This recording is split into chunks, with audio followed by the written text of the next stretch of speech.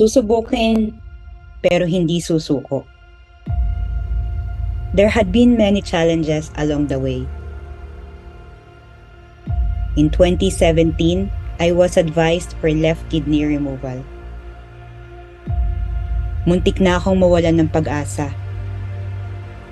I asked God why and cried for help. Then, He introduced me to this company.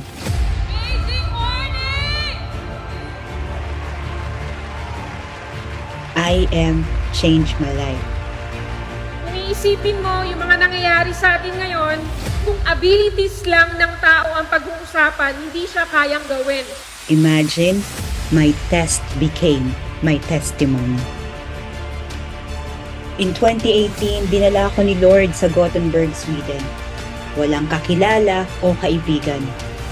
Pero dala-dala ko ang pag-asa at pagbabago na binigay ni I Am Worldwide. Isa lang ang laman ng puso ko. Ang makatulong sa kapwa. Dahil kung ako ay natulungan, alam ko makakatulong din ito sa iba.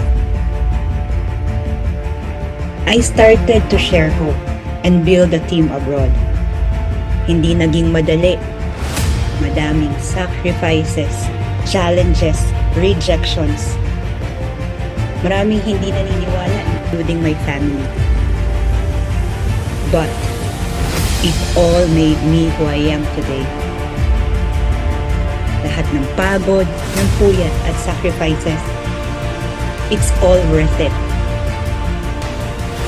Kaya kung ikaw, right now ay nahihirapan at maraming pinagdadaanan, wag na wag kang susuko.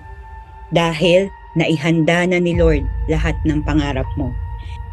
Sabi nga sa Jeremiah 29:11, "For I know the plans I have for you, declares the Lord.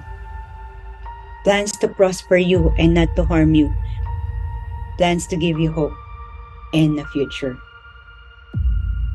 I am Christian Alvarez Fortu, founder of Team Vikings International, proud Dream Team 001, an agent of hope and worldwide.